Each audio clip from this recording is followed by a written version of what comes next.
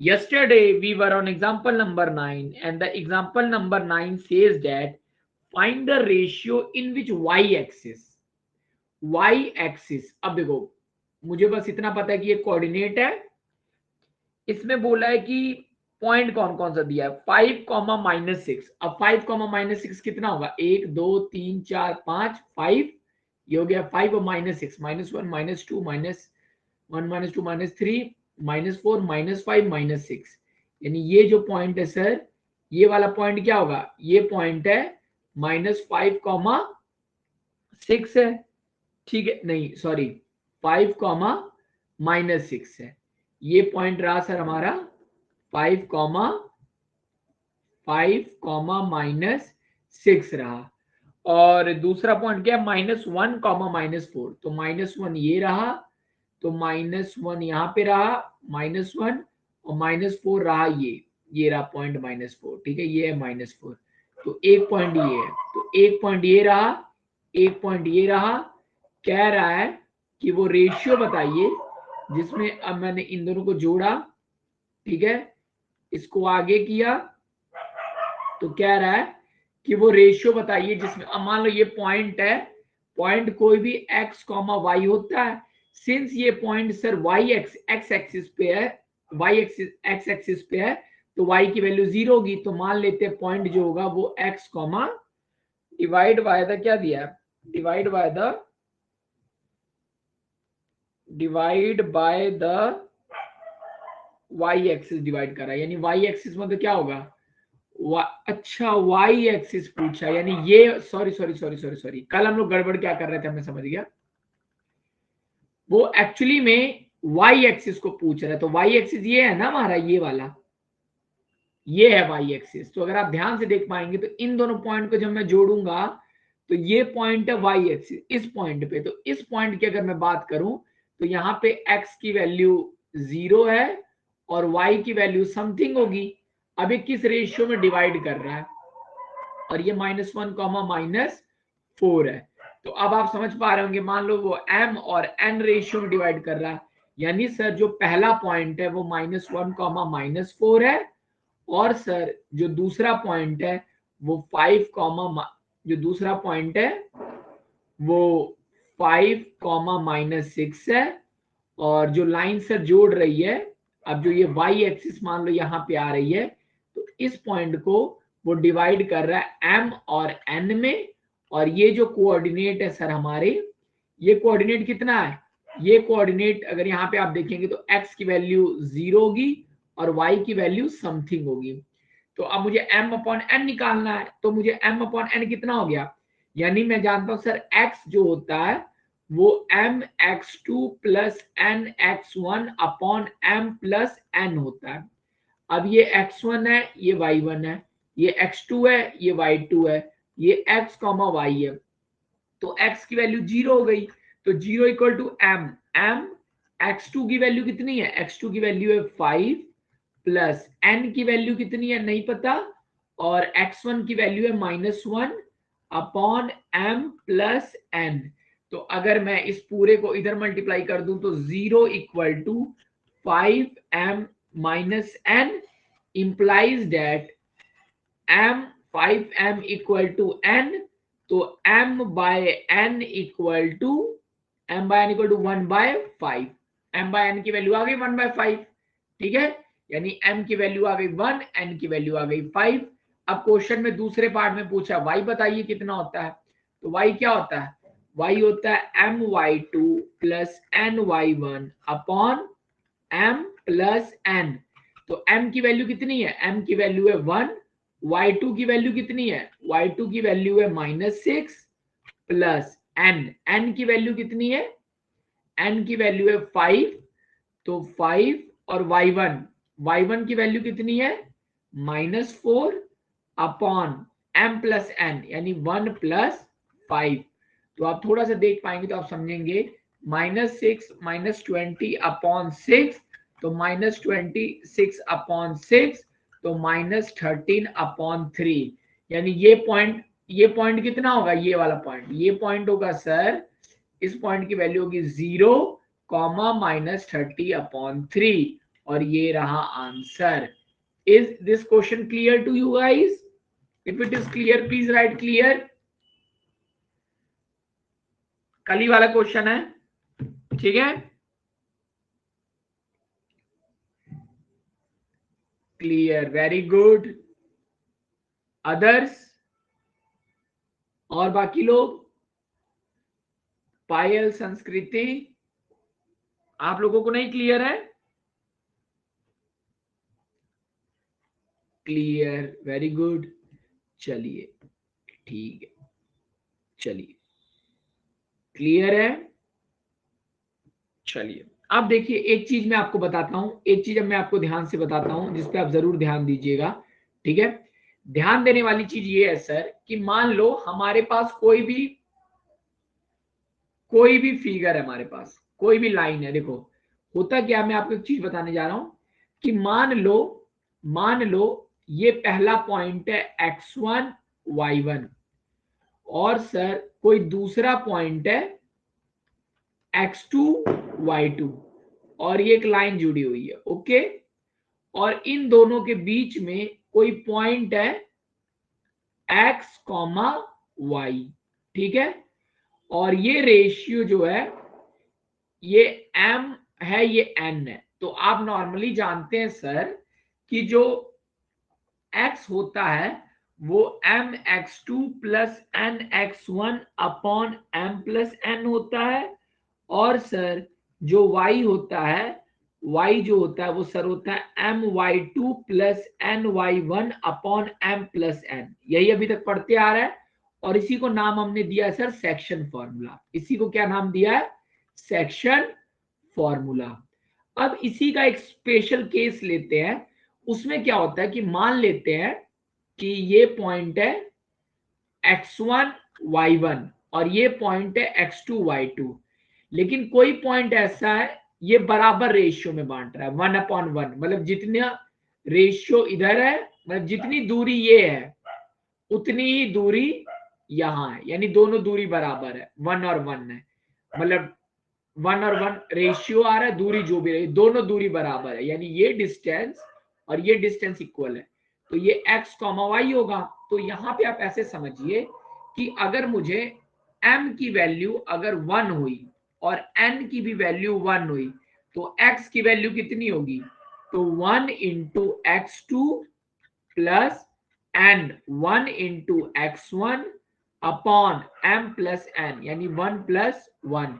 Similarly अगर इसको मैं लिखना चाहूं तो आप समझ पा रहे होंगे कि x2 plus x1 upon 2। Similarly ठीक है, अगर मैं y लिखूं तो y कितना होगा? 1y2 plus 1y2 plus 1y1 upon 1 plus 1, यानी बराबर होगा सर, यहाँ पे अगर आप देख पाएंगे तो ये चीज बराबर होगी sir y2 plus y1 upon 2, यानी x की वैल्यू इतनी आ गई, y की वैल्यू इतनी आ गई। यानी सर यहां से हम लोग क्या कंक्लूड कर पाए? यहां से सर हम लोग ये कंक्लूड कर पाए कि अगर कोई पॉइंट सेंटर में है, अगर कोई पॉइंट सेंटर में है तो इसका जो कोऑर्डिनेट होगा, x की वैल्यू जो होगी वो x1 प्लस x2 अपॉन 2 होगी, और सर सिमिलरली जो y की वैल्यू होगी वो y1 प्लस y2 अपॉन 2 होगी। यानी आप इस तरीके से समझ सकते हैं, एक एग्जांपल अगर मैं लूं तो आप समझ पाएंगे कि अगर सर ये पॉइंट है -1, 2 और ये पॉइंट है सर 3, 4 और कोई पॉइंट है इसके सेंटर में, तो सर जो पॉइंट इसके सेंटर में है ये वाला पॉइंट, अगर सेंटर में पॉइंट है मान लो C, तो C की वैल्यू कितनी होगी? तो C की वैल्यू होगी x1 -1 प्लस x2 3/2 कॉमा, और y की वैल्यू कितनी होगी? y1 यानी 2 प्लस y2 4/2, यानी ये होगी। तो इसका मतलब क्या हुआ? 3 और 1 में से घटा 2, 2/2 कॉमा 6/2, ये हुआ, मतलब ये हुआ 1/3। ये बात सबको क्लियर हुई? If this is clear please write clear. Clear लिखिए। हाँ, बस मैंने एक जनरल फॉर्मूला आपको बताया कहां से कौन सी चीज आती है, बाकी कोई चीज समझने वाली नहीं है, लेकिन ये चीज हमारे समझने के लायक बहुत हो जाती है। मैं आपको बताता हूं कैसे। ठीक है, चलिए चलिए अब यहाँ पे देखिए, अब ये चैप्टर बहुत हलवा हो चुका है, इसलिए क्योंकि अब आप देखिए यहाँ पे बोला है एग्जाम्पल नंबर 10 में बोला है, एग्जाम्पल नंबर 10 में बोला है, कह रहा है कि अगर पॉइंट ए 6, अगर पॉइंट एक पॉइंट है ए 6,1, पॉइंट बी कितना है, पॉइंट बी है 8,2, पॉइंट सी कितना है 9,4 और पॉइंट डी कितना है, पॉइंट डी है P,3। ओके, पॉइंट डी कितना है, पॉइंट डी है सर P, ठीक है, P,3 पॉइंट दिया हुआ। अब बोला are the vertices of a parallelogram taken in order, यानी ये चारों क्या है, ये वर्टिसेस हैं, वर्टिसेस हैं किसी पैरेललोग्राम के ऑर्डर में। ऑर्डर इन द सेंस ये मतलब हुआ कि अगर कोई पैरेललोग्राम रहा होगा, अगर कोई पैरेललोग्राम रहा होगा, तो अगर आप पहले पॉइंट को ए कह रहे हैं, इसको ए कह रहे हैं, तो ये नहीं कि इसको बी कह दो, ठीक है, ए कह रहे हो तो ये नहीं कि मन करे इसको बी, मन किया इसको बी कह दिए, ये नहीं करना है, ऑर्डर में लेना है। यानी अगर ये ए है तो इसको बी लीजिए, इसको सी लीजिए और इसको डी लीजिए। ठीक है, अब ए की वैल्यू कितनी दी हुई है, अगर आप देख पाएंगे ए की वैल्यू दी है 6,1 और सी की वैल्यू कितनी दी हुई है 9,4, बी की वैल्यू कितनी दी हुई है 8,2 और डी की वैल्यू कितनी दी हुई है P,3। डी की वैल्यू सर हमको दी हुई है P,3। ठीक है, तो अब देखते हैं क्वेश्चन में पूछा क्या है। तो क्वेश्चन में सर पूछ रहा है कि find the value of P, P की वैल्यू कितनी होगी, P की वैल्यू कितनी होगी। अब देखिए, अगर आप ध्यान से देखेंगे तो आपको पता चलेगा कि ये जो लाइन है और ये जो लाइन है, ये दोनों लाइन इस पॉइंट पे कट रहे होंगे। अब इस पॉइंट की मान लो वैल्यू है x, y, x, y है। अब आपको पता है कि पैरेललोग्राम में जो डायगोनल होता है वो इक्वल रेशियो में डिवाइड करता है हमेशा, मतलब इधर भी बराबर होता है इधर भी बराबर, यानी ये भी 1 होगा ये भी 1 होगा। तो आप इस तरीके से समझ पाइए कि अगर मैं ये ले लूं, अगर ये पॉइंट ए है, ए की वैल्यू है 6,1 और ये पॉइंट सी है, सी की वैल्यू कितनी है 9,4, तो इन दोनों के सेंटर में जो पॉइंट है, इन दोनों के सेंटर में जो पॉइंट है, इसकी वैल्यू कितनी होगी, इसकी वैल्यू होगी 6 + 9/2, 4 + 1/2। ये होगी कि नहीं भाई, यही तो हमने पढ़ा ना कि सर सेंटर में जो पॉइंट होता है वो क्या होता है x1 + x2/2 और y1 + y2/2। तो यहाँ x1 कितना था, x1 ये है, y1 ये है, x2 ये है, y2 ये है, तो ये हो गया है ना। तो ये वैल्यू कितनी आई 15/2 और कॉमा 4 और 1 5/2। इसी तरीके से अगर मैं पॉइंट, ये थे पॉइंट, तो सर अगर मैं पॉइंट ले लूं डी और बी, अगर मैं पॉइंट ले लूं और ये पॉइंट मान लो जेड था, तो अगर मैं इसको डी ले लूं इसको बी ले लूं, तो डी कितना है DP,3 है और बी कितना है 8,2 है। तो इन दोनों का भी जो सेंटर होगा, इन दोनों का भी जो सेंटर होगा वो क्या होगा, वो मान लो जेड ही तो होगा भाई, जेड तो दोनों में कॉमन है ना, जेड। तो अब मैं कह सकता हूं ना P + 8/2, 3 + 2/2, तो आपको दिख रहा होगा कि कॉमा 5/2 और ये कॉमा क्या आ रहा है P + 8/2। अब आप ध्यान से देख पाएंगे, आपको यहां पे पहले से ही मालूम है कि सर ये वैल्यू जेड है और ये भी जेड है, तो ये वैल्यू और ये वैल्यू बराबर होगी। तो मैंने इक्वेटिंग, अगर मैं दोनों को इक्वेट कर दूं, इक्वेटिंग, तो क्या हो गया 15/2 इक्वल टू P प्लस 8/2, 2 से 2 कट गया, यानी P प्लस 8 बराबर हुआ 15, या P इक्वल टू हुआ 15 माइनस 8, यानी P की वैल्यू इज 7। आंसर क्लियर हुआ कि नहीं? If this is clear please write clear, please write clear, clear clear clear. चलिए, सबको मेरी आवाज क्लियर हो रही है ना? Very good, if it is clear very good. चलिए अब हम लोग शुरू करते हैं एक्सरसाइज। ओके चलिए इसको करते हैं सेव। अब हम लोग एक्सरसाइज करते हैं। एक्सरसाइज में हम लोग स्टार्ट करते हैं सीधे क्वेश्चन नंबर 4 से। किससे स्टार्ट करते हैं? क्वेश्चन नंबर 4 से पहले स्टार्ट करते हैं, बाकी जो जो बचेगा देख लेंगे। अब 4 क्या कह रहा है? 4 कह रहा है कि find the ratio in which the line segment joining the point -3, 10 यानी एक पॉइंट है, कोई पॉइंट A है जो कि है -3, 10, और पॉइंट B है, B जो पॉइंट है वो है 6, -8, ठीक है। और कोई पॉइंट है, जो पॉइंट है, पॉइंट मान लो P है, वो पॉइंट P है, वो पॉइंट P कितना है? पॉइंट P है -1, 6, ठीक है। तो पूछ रहा है कि रेशियो बताइए, किस रेशियो में डिवाइड कर रहा है, यानी m/n पूछ रहा है कितना होगा। तो मैं लिखता हूं, इसको सॉल्व करता हूं। तो मैं लिखूंगा ऐसे, let the ratio B m/n। इसका मतलब ये हुआ कि अगर ये A पॉइंट है और ये पॉइंट है B, A की वैल्यू है 6, -8, और B नहीं, A की वैल्यू कितनी है?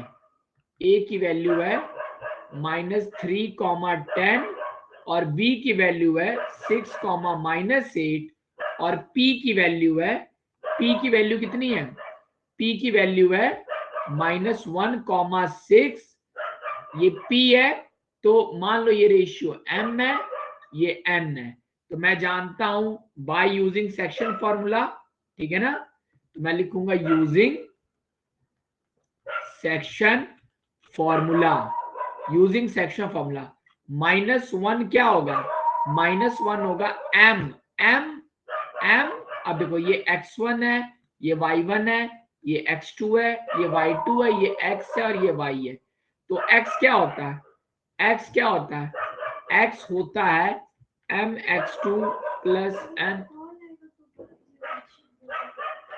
ठीक है ठीक है, mx2 plus nx1 upon m plus n।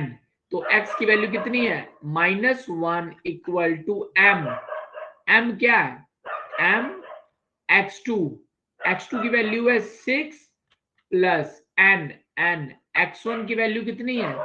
-3 upon m plus n, यानी -m -n बराबर 6m -3n। m को एक तरफ कर दीजिए, n को एक तरफ कर दीजिए, यानी इस वाले m को इधर ला दो, इस वाले n को इधर ला दो। तो 3n -n बराबर 6m प्लस m। तो मतलब क्या हुआ? 7m बराबर हो गया 2n, यानी इंप्लाइज दैट 7m बराबर 2n, ठीक है। इसका मतलब क्या हुआ? इसका मतलब हुआ m/n बराबर 2/7। आंसर।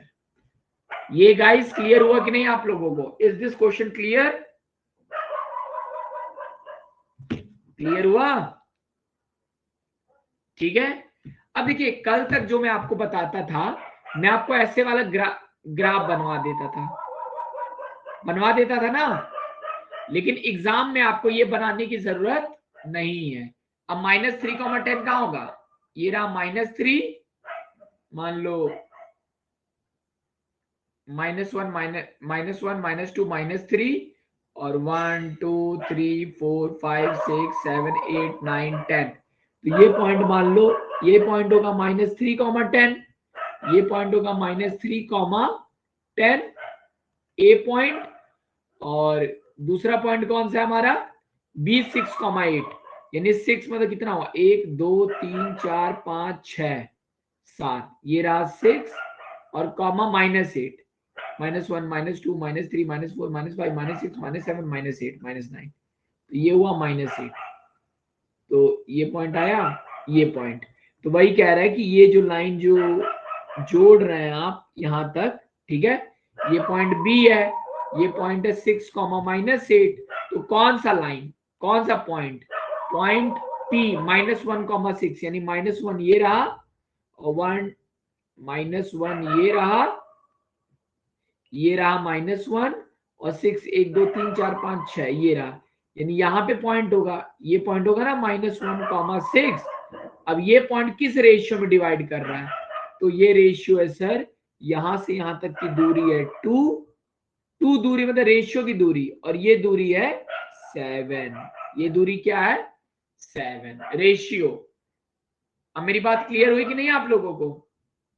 तो ये डायग्राम पेपर में बनाने की बहुत बड़ी नीड नहीं है, बस आप सीधे इस तरीके से करके कर सकते हैं। If this question is clear please write clear,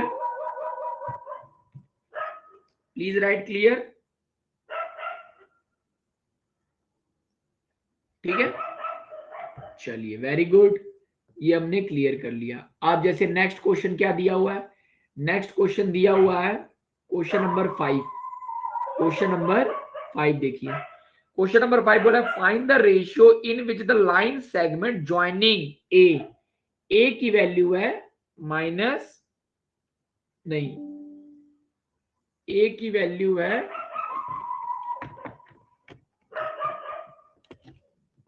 ठीक है, ए की वैल्यू कितनी दी हुई है, ए की वैल्यू है, find the ratio in the line segment joining point A 1, -5, 1, -5, और बी की वैल्यू बोली है कि कहाँ गया जी, 1 -5 और बी -4, 5, बी है -4, 5 इज डिवाइडेड, नहीं ये तो वही वाला हो गया, नहीं, डिवाइडेड बाय एक्स एक्सिस, यानी पी जो है पॉइंट क्या है, डिवाइडेड बाय एक्स एक्सिस। अब अगर कोई पॉइंट एक्स एक्सिस पे है तो एक्स की वैल्यू कुछ होगी लेकिन वाई की वैल्यू 0 होगी, इसका यही मतलब हुआ।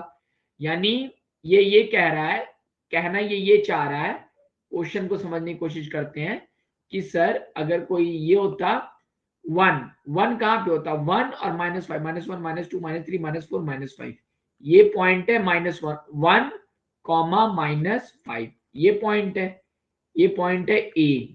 और इसी तरीके से बी पॉइंट क्या है, -4, 5, यानी एक्स के लिए -4, -1 -2 -3 -4, -4 और 5, 1 2 3 4 5, तो माइनस, ये पॉइंट रहा -4, 5, -4, 5, ठीक है। अब कह रहा है कि इसको जो लाइन जोड़ रही है, इसको जो लाइन जोड़ रही है वो एक्स एक्सिस पे, यानी इस पॉइंट पे जो एक्स एक्सिस है, ये पॉइंट जो एक्स एक्सिस है ये किस रेशियो में डिवाइड कर रही है, मान लो एम और एन। तो फिर वही, अब इसको करते हैं, let the ratio B m/n, ठीक है ना। तो y क्या होगा, y होगा my2 plus ny1 upon m plus n।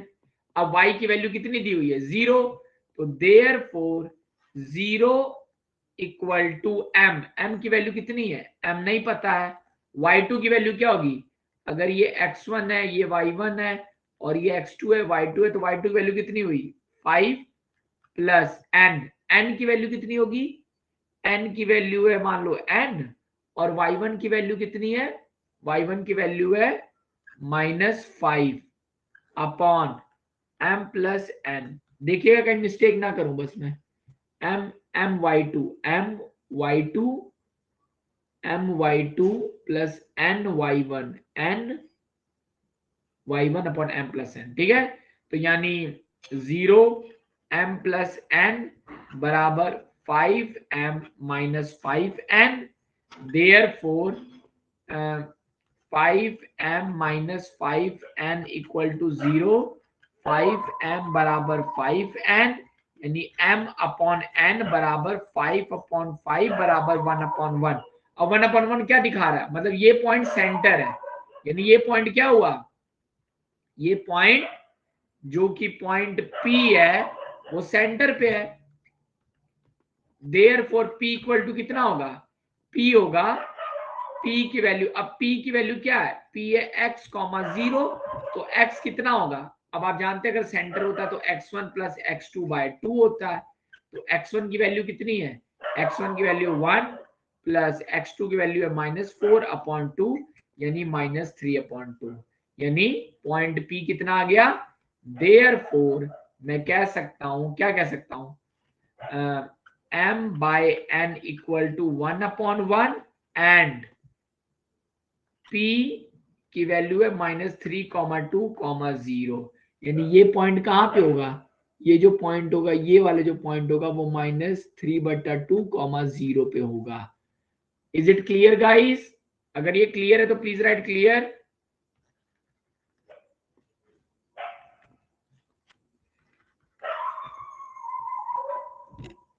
Clear, very good, चलिए सबको क्लियर है ना, बहुत इजी क्वेश्चन था, आप देख रहे होंगे ये बहुत स्कोरिंग चैप्टर है, ठीक है।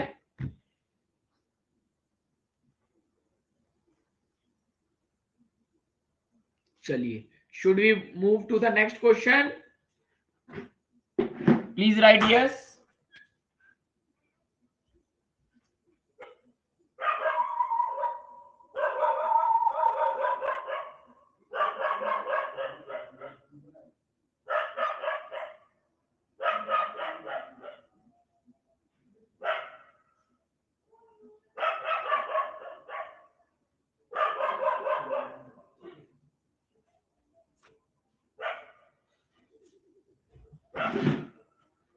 चलिए अब हम लोग करते हैं क्वेश्चन नंबर,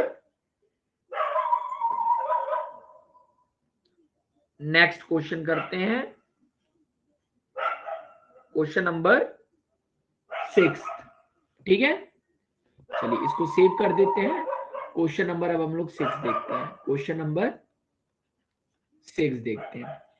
क्वेश्चन नंबर 6 बोला है कि 1 2 4y x6 3y are the vertices of parallelogram taken in order, यानी पहला पॉइंट है 1, 2, दूसरा पॉइंट क्या है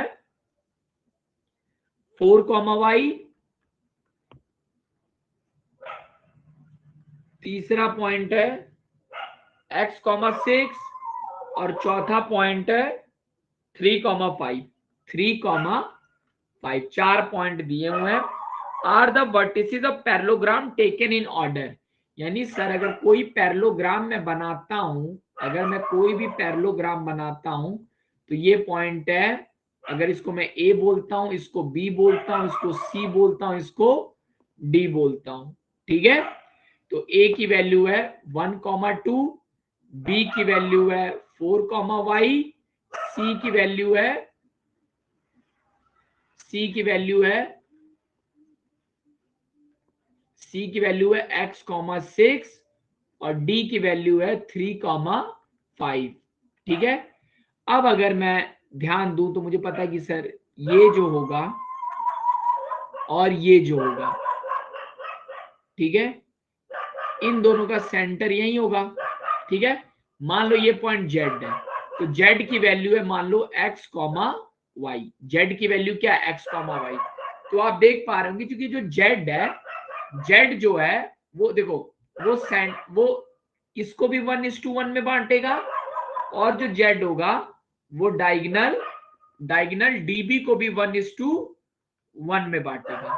तो मैं ये कह सकता हूं यहां पे अगर आप देख पाएंगे कि अगर ये पॉइंट A1, 2 है ना, ये पॉइंट A1, 2 है, और B पॉइंट कितना है, B पॉइंट है 4, y, तो जो इसके पॉइंट में सेंटर में होगा, सेंटर में जो पॉइंट होगा उसको मैं क्या लिख सकता हूं, उसको मैं लिख सकता हूं 1 प्लस 4/2, 1 प्लस 4/2 कॉमा, अगर ये x1 है, ये y1 है, ये x2 है, ये y2 है, तो ये क्या होगा x1 प्लस x2/2, और ये क्या होगा 2 प्लस y/2, या मैं इसको अगर आप दूसरी भाषा में समझे तो मैं इसको लिख सकता हूं, चलो ये वैल्यू, ये पॉइंट कितना हुआ 5,2,2 प्लस y,2, ये पॉइंट हुआ। फिर मैं बोलूंगा सिमिलरली, सिमिलरली, देखो मैं बहुत सिंपल तरीके से कर रहा हूं, सिमिलरली अब अगर मैं बी और डी को ले लूं या डी बी को ले लूं, ये पॉइंट हो गया डी, नहीं मैंने क्या किया, ए और सी लेना था ना, नहीं नहीं मैंने गड़बड़ किया है, मैंने गड़बड़ किया, ये नहीं करना था ना, यहाँ पे आप लोग ध्यान नहीं देते हैं, यहाँ पे एक मिनट भाई, ए बी नहीं लेना ना, ए सी के सेंटर की बात करनी है ना,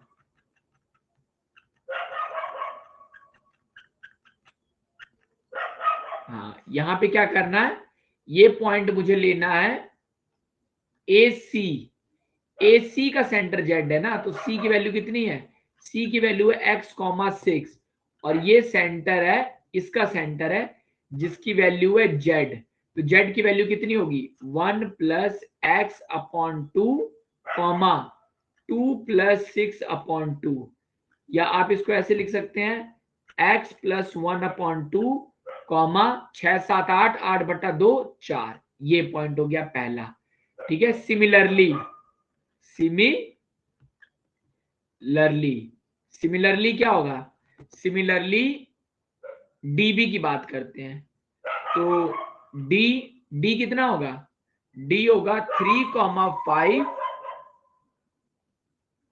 और बी, बी की वैल्यू कितनी है 4,y, तो इनका भी तो सेंटर जेड डी होगा सर, इनका भी सेंटर होगा जेड, और जेड की वैल्यू कितनी होगी 3 प्लस 4/2 कॉमा 5 प्लस y/2, या इसको और आप क्या कह सकते हैं 7/2 कॉमा 5 प्लस y/2।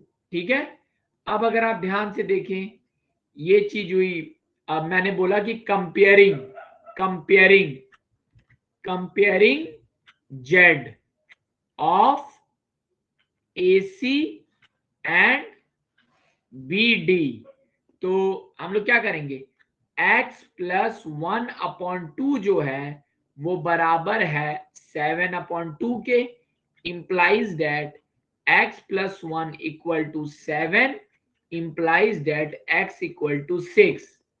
ठीक है, और 5 प्लस y/2 बराबर होगा 4 के, तो implies that 5 प्लस y बराबर होगा 8, implies that y equal to 8 minus 5 बराबर 3। तो क्लियर हो गया कि नहीं, तो ये z यही पूछा था ना, तो x की वैल्यू कितनी आई, तो x की वैल्यू सर निकल के आ रही है 6, और y की वैल्यू निकल के आ रही है 3, तो आंसर है x की वैल्यू निकल के आ गई, y की वैल्यू निकल के आ गई, तो आपने बोल दिया कि x की वैल्यू 6 होगी और y की वैल्यू 3 होगी। Answer and answer. If this question is clear please write clear.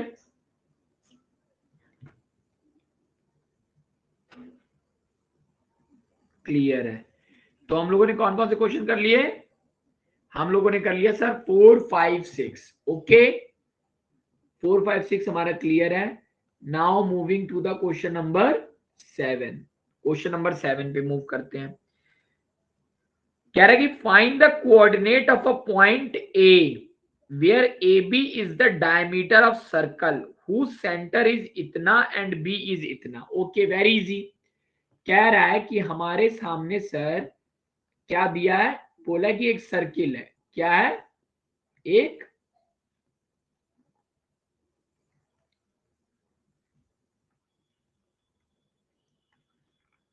Circle है, ओके। अब बोला है कि इस सर्किल का एक डायमीटर दिया हुआ है ए बी।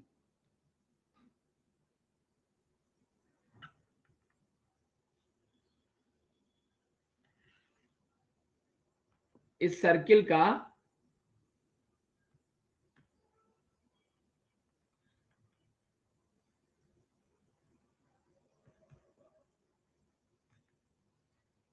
चलो, इस सर्किल का डायमीटर लग रहा है कि नहीं? सर्किल लग रहा है ना? ठीक है, तो बोला है कि इफ, अब बोला है कि ये जो सर्किल है, find the coordinate of point where A B is the diameter of circle. A B बोला है कि सर्किल का डायमीटर है, यानी ये पॉइंट, यानी ए बी बोलने का मतलब सर ये वाला जो पॉइंट है वो ए है और ये जो पॉइंट है वो बी है। तो ए बी डायमीटर दिया सर्किल का। ओके सर, आगे बोला है कि सेंटर इज 2,-3। अब सेंटर यहां पे होगा ओ। अब सेंटर की वैल्यू दी है 2,-3। सेंटर बोला है 2,-3 है, और बोला है कि बी की वैल्यू है 1,4। बी की वैल्यू है 1,4 और ए की वैल्यू कितनी दी हुई है? ए की ही वैल्यू निकालनी है। ए की वैल्यू कितनी है? ए की वैल्यू पूछ रहा है, तो मान लेते हैं ए की वैल्यू है x, y। तो मैं बोलूंगा let the coordinate of A B x, y। तो आपको पता है ना कि यहां पे ओ सेंटर में है, तो since O A equal to O B implies that m by n equal to 1/1। therefore, तो मैं कह सकता हूं ना therefore फ्रॉम सेक्शन फॉर्मूला, तरीका देखा करो कैसे मैं लिखता हूं, from section formula 2 equal to, यानी ये वाला जो 2 होगा वो बराबर किसके होगा? x1 plus x2 upon 2 implies that x plus 1 equal to 4 और implies that x equal to 3। ठीक है, और क्या हुआ? -3 equal to y plus 4 upon 2 implies that -6 equal to y plus 4 और y इक्वल टू -6 - 4, यानी y की वैल्यू -10। तो therefore x equal to 3 and y equal to -10। ठीक है, तो a की वैल्यू कितनी होगी? a कोऑर्डिनेट निकल गया ना, a की वैल्यू आई 3, -10। ये हुआ answer. Clear? Is this question clear to you? क्या सबको ये क्वेश्चन क्लियर है? किस तरीके से कर रहा हूं ये भी देख पा रहे हो ना?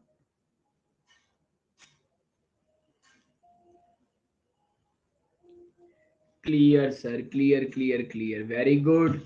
अब ये बात थी, क्वेश्चन नंबर कौन सा करवाया हूं अभी? 7 करवा रहा था ना? हाँ 7 करवा रहा था। ठीक है, अब क्वेश्चन नंबर 8 देखते हैं। क्वेश्चन नंबर 8 देखते हैं। 8 क्या क्वेश्चन क्या है? ए एंड बी आर इतना एंड इतना रेस्पेक्टिवली।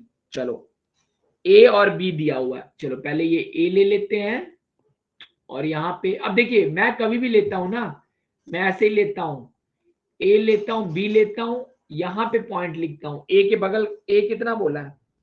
ए है -2, -2 और बी कितना है? ए इतना है और बी है 2, -4, बी है 2, -4। Okay, A and B are -2 और बी है 2, -4 respectively. Okay, find the coordinate P. P बताइए कितना होगा? अब कुछ पी है, मुझे नहीं पता पी क्या है, बस क्वेश्चन में बोला हुआ है, क्या बोला हुआ है कि एपी अपॉन, देखो AP upon A B, AP upon A B बराबर 3/7 है। A P upon A B बराबर 3/7 है, यानी कोई पॉइंट पी है, मान लो कोई पॉइंट क्या है, पी है। अब ए पी अगर पी है तो आप खुद ही सोचिए, अगर इसको मैं लिखूं यानी A P upon A B 3/7 है, तो आप समझ पा रहे होंगे, यहां से आप दिमाग लगा पा रहे होंगे कि ए बी क्या होगा, ए बी होगा ना A P plus P B, है ना। और ए पी की वैल्यू कितनी है 3, तो ए बी की वैल्यू दिया हुआ है 7, तो 7 इक्वल टू ए पी कितना है 3 प्लस पी बी, तो पीबी की वैल्यू कितनी आई, पीबी वैल्यू है 7 माइनस 3 इक्वल टू 4, यानी ये वैल्यू हुआ 3 और ये वैल्यू हुआ 4। ये बात पहले सबको क्लियर हुई कि नहीं, ये बात सबको क्लियर हुई? Yes sir. तो अब तो क्वेश्चन ये फर्जी हो गया। क्यों क्वेश्चन फर्जी हो गया? क्वेश्चन इसलिए फर्जी हो गया सर क्योंकि बोला क्या है, and P line the line find the coordinate, अब पी की वैल्यू बताना है। तो मान लो पी की वैल्यू है एक्स कॉमा वाई, पी की वैल्यू मान लेते हैं एक्स कॉमा वाई। तो एक्स क्या होगा, एक्स होता है एम एक्स टू, यानी 3 × 2। ठीक है, या आपको मैं थोड़ा सा इजी कर देता हूं ताकि आपको समझ आ जाए।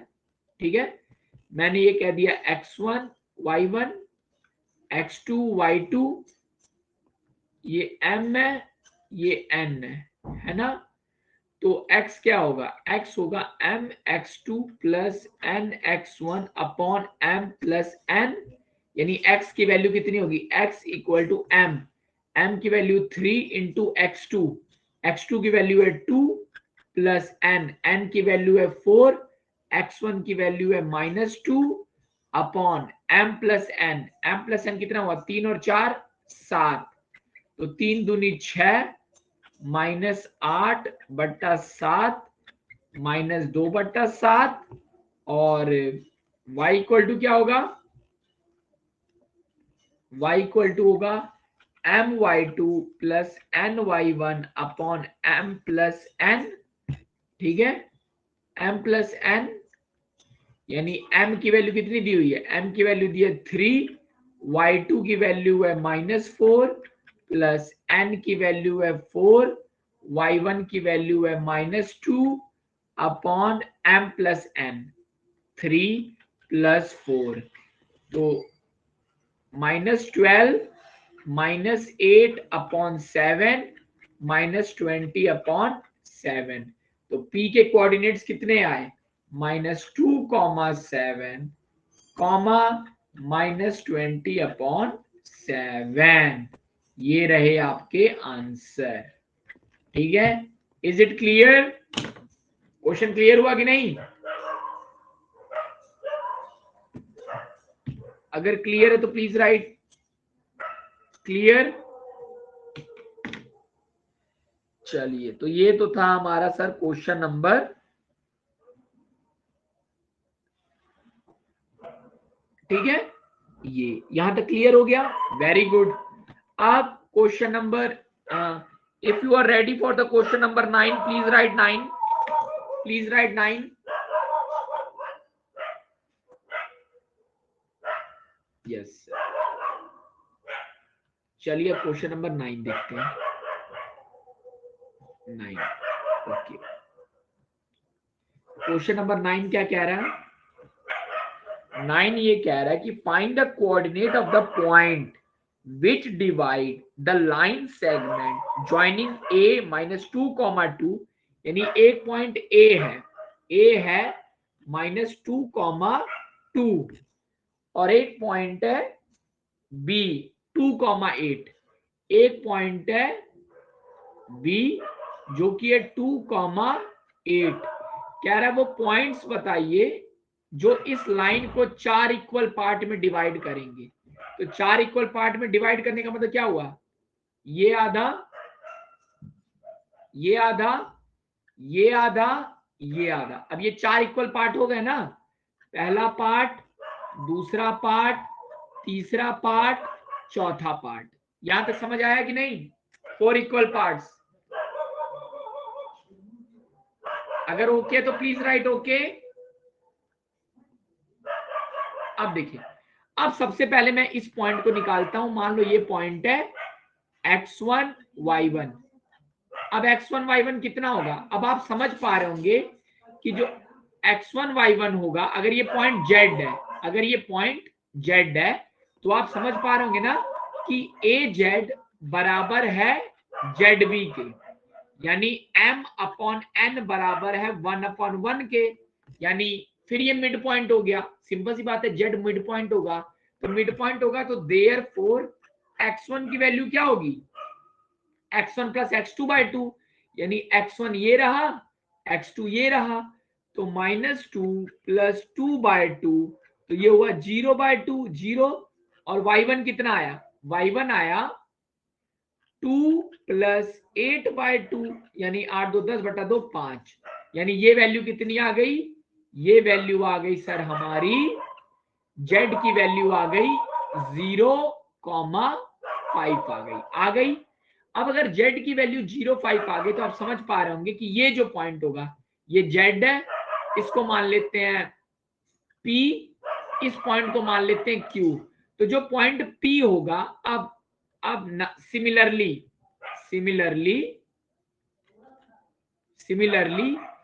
AP बराबर होगा सर pz के। अब AP बराबर pz है, मतलब m/n इक्वल टू 1/1 है। देयरफॉर अब पॉइंट P मान लेते हैं x2 y2 है, x2 y2 है, तो x2 की वैल्यू कितनी होगी? अब x2 की वैल्यू होगी -2 प्लस, देखो -2 ये वाला और 0 ये वाला, क्योंकि इसका सेंटर है, तो -2 प्लस 0/2, तो ये वैल्यू आई -1, और y2 की वैल्यू कितनी आएगी? 2 प्लस 5/2, तो 7/2, ये पॉइंट आ गया। तो x2 कितना आया?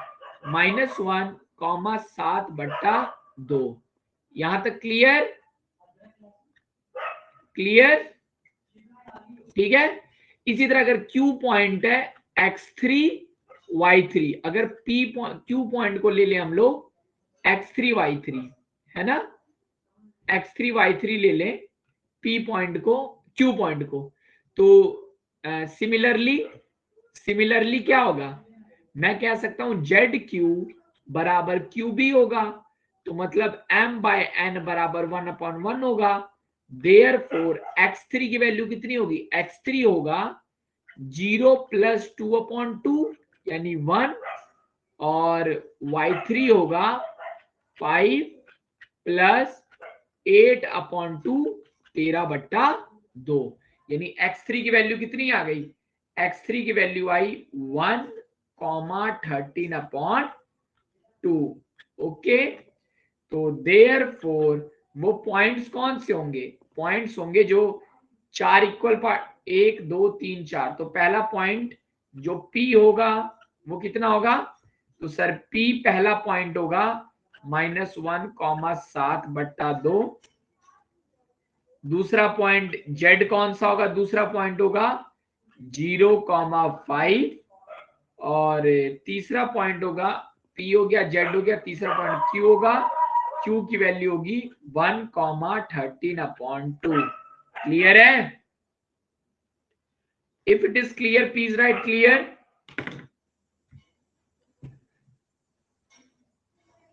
m/n 1/1 कैसे हुआ? m/n 1/1 कैसे हुआ? अच्छा ये बताइए, देखो आप समझने की कोशिश करिए, किसी भी लाइन में मान लो कोई भी लाइन है, मान लो ये पॉइंट है x1 y1, ये पॉइंट है x2 y2, और ये पॉइंट है x3 y3। ओके, तो मैंने इस पॉइंट को ले लिया A, इसको ले लिया B, इसको ले लिया C। अब यूजिंग डिस्टेंस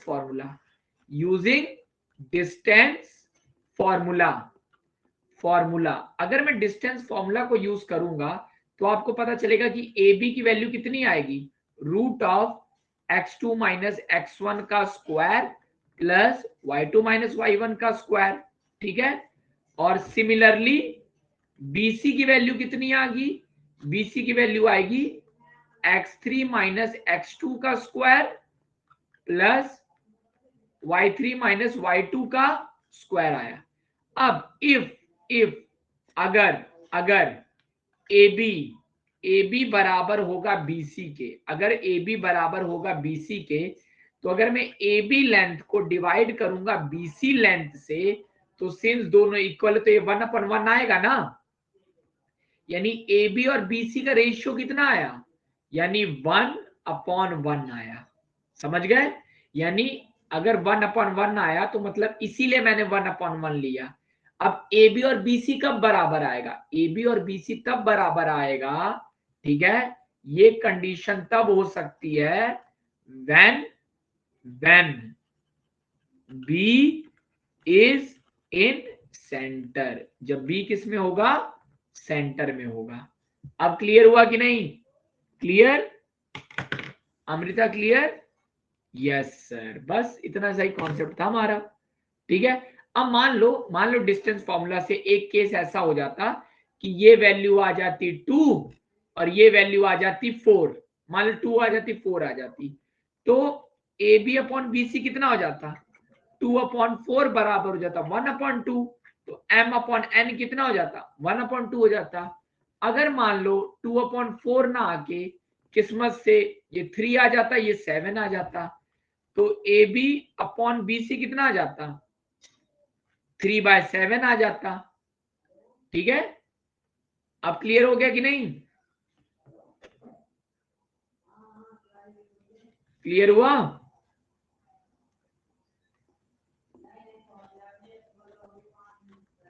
क्लियर हुआ गाइस?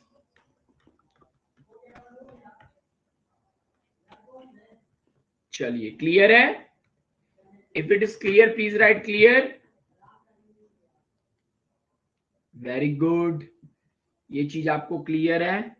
नाउ अब कौन सा क्वेश्चन बचा है, अभी कौन सा क्वेश्चन हम लोग कर रहे थे, 9th कर रहे थे ना, यानी 4 5 6 7 8 9 5 क्वेश्चन लगा लिए। बोला है taken find the area of rhombus what is taken in order, area of rhombus बताना है। तो एरिया ऑफ रॉम्बस क्या होता है, अब देखिए अगला क्वेश्चन तो बहुत आसान क्वेश्चन है, इसलिए आसान क्वेश्चन है, देख लेते हैं 10। ठीक है, ट्राई करिएगा, बहुत इजी क्वेश्चन है। क्वेश्चन ये है सर कि एक रॉम्बस दिया हुआ है, हमको दिया हुआ एक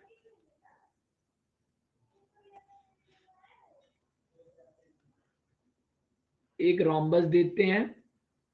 रॉम्बस क्या होता है, जिसकी चारों साइड इक्वल होती है। ठीक है,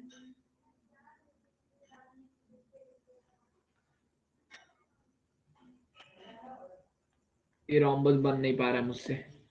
ठीक है, एक काम करते हैं, रॉम्बस में ऐसे बना देता हूं नॉर्मली। मैंने बना दिया एक रॉम्बस। एक रॉम्बस वो होता है जिसकी चारों साइड इक्वल होती है। ठीक है, अब इस रॉम्बस में क्या बोला है, वर्टिसेस दिया हुआ है, ये बोला है 3,0 है, ये वैल्यू है 4,5, ये है -1,4 और ये वैल्यू कितनी है -2, -1, -2, अब पूछा इसका एरिया बताइए कितना होगा। अब मान लेते हैं एरिया मुझे निकालना है, तो एरिया, अब देखो अगर ये A है, ये B है, ये C है, ये D है, तो एरिया ऑफ रॉम्बस क्या होता है, एरिया ऑफ रॉम्बस जो होता है इसका एक फॉर्मूला होता है कि half into product of diagonals, product of diagonals. इसका मतलब ये हुआ सर कि अगर किसी तरीके से मुझे AC पता चल जाए और मुझे किसी तरीके से BD पता चल जाए, तो एरिया जो होगा वो half into AC into BD होगा। ये फॉर्मूला हुआ, ये रॉम्बस का क्या हुआ, फॉर्मूला हुआ। अब AC कैसे निकलेगा, AC निकलेगा डिस्टेंस फॉर्मूला से। अब डिस्टेंस फॉर्मूला से AC निकालते हैं, ब्रैकेट में AC क्या होगा, -1 -3 का स्क्वायर प्लस 4 माइनस 0 का स्क्वायर। सही बात है भाई, x2 माइनस x1 का स्क्वायर और 4 माइनस 0 का स्क्वायर, तो ये वैल्यू कितनी आएगी, रूट आएगी 4 का स्क्वायर प्लस 4 का स्क्वायर, तो ये वैल्यू आएगी 4 के 16, 16 32, तो इसको लिख देते हैं रूट ऑफ 32। रूट ऑफ 32 हो गया, ठीक है। और AC ये हुआ, और BD कितना होगा, BD की वैल्यू होगी रूट ऑफ, BD की वैल्यू कितनी हुई, BD की वैल्यू हुई -2 माइनस 4 का स्क्वायर प्लस -1 माइनस 5 का स्क्वायर, तो रूट ऑफ 2 और 4 6 का स्क्वायर प्लस 6 का स्क्वायर, ये वैल्यू की 36 36 72, तो देयरफॉर एरिया इक्वल टू कितना होगा, half into root of 32 into root of 72। अब इसको मैं लिख सकता हूं हाफ ब्रैकेट में रूट 32। अब रूट ऑफ 32 क्या हो सकता है, 2√4 नहीं, 4√2 है ना, हाँ क्या होगा, ये होगा सर 4√2 और ये होगा 6√2, तो मैं सिंपल यहां लिख देता हूं 1/2 इंटू 4√2 इंटू 6√2, तो 2 2 जा, तो 2 6 जा 12, 12 into 2 24 square units.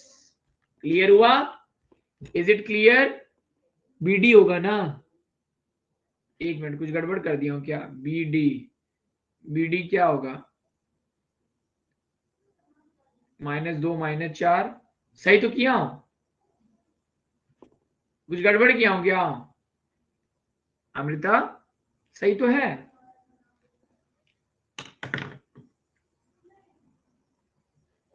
Clear, clear to everyone. फॉर्मूले में BD होगा half, oh sorry sorry sorry, yes you are right, यहाँ पे BD होगा, okay, it was my mistake.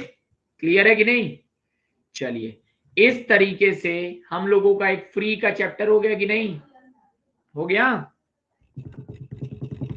हो गया, हम लोगों ने एक एक क्वेश्चन करके किया, एक एक कॉन्सेप्ट समझा, और तरीका भी मैंने आपको बता दिया लिखा कैसे जाता है, ओके,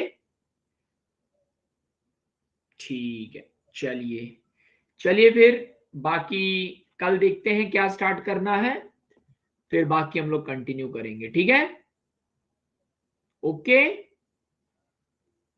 ओके सर कल रहने दीजिए, ओके, क्या कल रहने देना चाहिए,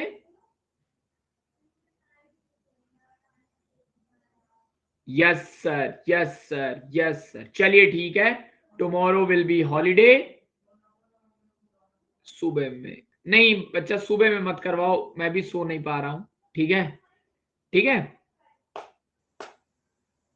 ओके, चलिए सुबह हो सकता है मैं बोल दूंगा, कल हो सकता है मैम कल स्टार्ट करेंगी आपकी प्रोबेबिलिटी, तो अगर मॉर्निंग में क्लास लेंगी वो तो सही है, नहीं तो हम लोग आगे बढ़ेंगे, ओके, ओके गाइस, चलिए तब तक सबको मेरी तरफ से, हमने 2 चैप्टर बहुत अच्छे तरीके से कर लिए, और इस तरीके से हम लोगों का ये चैप्टर क्या हो गया, फिनिश, ओके, चलिए bye sir, good night and happy Chhath, सबको छठ की बधाई, चलिए बाय बाय।